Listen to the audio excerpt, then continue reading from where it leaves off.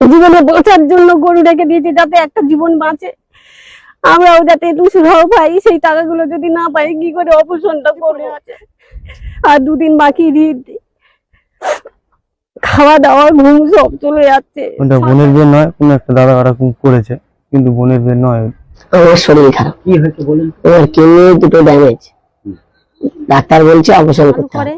এবং আমাদের মুসলমান ভাইদের কাছেও বলবো যাতে আমাদের ঘাটালের গরুগুলো সব ভালো দামে কিনে, যাতে আমরা এইসব বিপদ থেকে রক্ষা করি। আর ভগবানের কাছে প্রার্থনা করবো আমার বাড়িটার যেন অপরাধটা হয়, সেইটা নিয়ে ওদের চিন্তায় ঘুম পাইছে।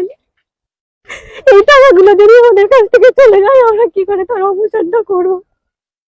বলে গরু বাছুর হয়েছে, বিক্রি করে ছেলেকে অপারেশন করবো বলে গরু বাছুর তো বিক্রি হচ্ছে না। ছেলে কি হয়েছে?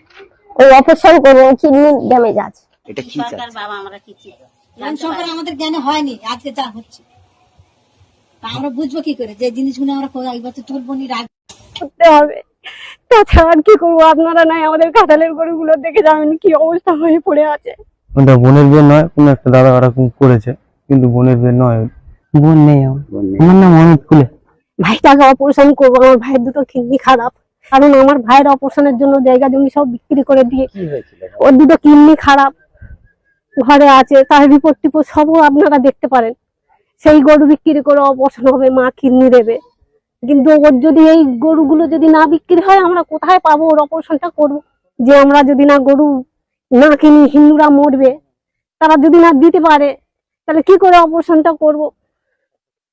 সরকার যদি বদলে দেয়, আর গরুগুলো যদি সরকারের কাছে বিক্রি হয়, সরকার যদি কিনে নেয়, তবুও তো আমরা একটু সুরাহ পাই, অন্তত ঋণের দেনাই থেকে মুক্তি হই। লোন করে দাদা গরু তুলেছি, বাড়িতে 10টা গরু আছে, লোন করে গরু তুলেছি। গরু না বিক্রি করতে পারলে হয় গলায় দড়ি দিতে হবে, নয় বিষ খেতে হবে। সেই জন্যে যে কিছুটা টাকা যাতে কিছুটা আসে, সেই জন্য গেছিলাম হাটে গেছিলাম, গিয়ে হাটে ওরা আমাদের বললো, তাড়িয়ে দিল, সেখান থেকে চলে এলাম। এখন গরু বিক্রি করতে পারছি না, গরু বইলেতে আছে, ভুসি কিনতে পারছি না, টাকা নেই, মাঠে গরুকে খাওয়াচ্ছি, কি করব? ঈদের পরে যদি ঘোষণাটা করতো তাহলে খুব ভালো হতো। ঈদটা হয়ে গিয়ে যদি ঘোষণা করতো গোমাতা কাটা হত্যা গিয়ে, তাহলে খুব ভালো হতো। কেননা আমার মতন আরো অনেক চাষিরা আছে, হিন্দু অনেক চাষি আছে, তারা তো মারা যাবে না। যদি ঈদের পরে যদি করতো, অনেক চাষি আমার মতন অনেক চাষি তারাও বাঁচতো, মাথা তুলে একটু দাঁড়াতে পারতো। এই যা করেছে, মাথা তুলেও দাঁড়াতে পারবে না, কিছু করতেও পারবে না। 6-7 লাখ টাকা মতন এরকম, আরো ঘুষি খেয়েছে, খেয়ে 10 লাখ টাকা মতন। এবার আমি এরকম করেছি, আমার বাড়ির লোকরা তারা ভেসে যাবে। মানে বাবা মা বিক্রি করে, বাবার শরীর খারাপ, যেতে পারছে না ব্যবসাতে। এই একটা চিন্তা যে ছেলে এরকম ধার দেনা করে গরু পরে তুলেছে, গরু পরে বিক্রি হচ্ছে না, কোথায় কি করবে না করবে। যে কাজে নিস, এ করে নিস, চিন্তা ভাবনা করে নিস, আমরাও আছি পাশে, যা হবে দেখা যাবে। এবার যাদের বলা ছিল যে ঈদের পরে টাকা দেবো, তাদের টাকা ধরো বছর দেড় দেরি হবে তাদের টাকা দিতে, পরিশোধ করতে। সরকারের কাছে এই আহিটা তোলা সত্যি খারাপ হয়েছে। আমাদের টাকাটা তুলেছি আমরা নিয়ে, ভাইটাকে অপারেশন করবো, আমার ভাইয়ের দুটো কিডনি খারাপ, এই গরুর টাকাটা যদি মারতে হয়ে যায়, আমরা কোথা থেকে টাকাটা দেবো? সেই বিষয়ে আমরা তো সারাদিন রাত খাওয়া নেই, ঘুম নেই, কান্না, এগুলো তো খুব খারাপ করলো আমাদের সঙ্গে। আমরা তো জানতাম না যে এই জিনিসটা ঘটবে আমাদের সঙ্গে। আমরা তার আগে লক্ষ লক্ষ টাকার লোন নিয়ে এই জিনিসটা রেখেছি। এই ঈদের পরে ভাইয়ের অপারেশন, কি করে কি করব? আমার ছোট ভাই কাঁড়ি গরু পড়ে আছে ঘরে, কি করে বিক্রি করব?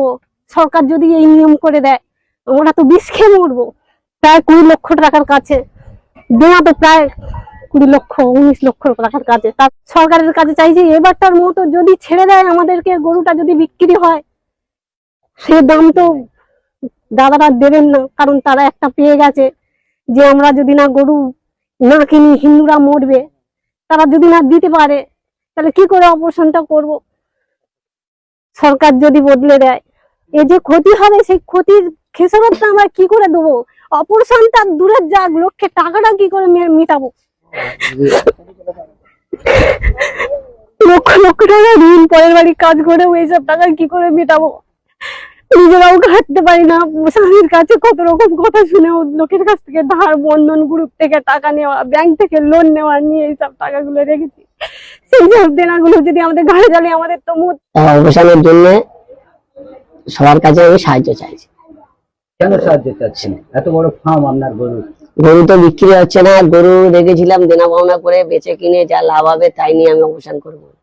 সরকার তো গরু বন্ধ করে দিয়েছে বিক্রি, তাই সেই কারণে আমি পেরে উঠছি না। আমি এমনি দেনা পাওনা করেছি, তাও যদি সব শেষ। কত টাকা দেন এই গরুর ব্যবসা? এই গরুর ব্যবসাটা 7-8 লাখ টাকার মতো দেনা আছে, আর 9 লাখ। কত গরু আছে? আমার এখানে 15-16টা গরু আছে। বললো যে আপনারা হিন্দু ছেলে, আপনারা গরু বেচতে এসেছেন কেন? তো আপনারা গরু নিয়ে চলে যান, আপনারা এই গরু বিক্রি করছেন, আপনাদের গোমাতা, আপনারা গরুগুলো বেচছেন কেন? আপনারা গোমাতা আপনারা নিয়ে চলে যান। তো ওখানে ক্লাবের ছেলে কিছু বললে কেন ওরকম হবে কেন? ও হিন্দু ছেলে গরু বেচতে পারবে না, ও মুসলিমের ছেলে গরু বেচবে, ওরকম কোনো ব্যাপার না। হাট বন্ধ হলে সবার জন্য বন্ধ হবে, হাট চললে হিন্দু মুসলিম সবার জন্য হাট চলবে। এখানে হিন্দু মুসলিম নিয়ে কোনো আলোচনা হবে না।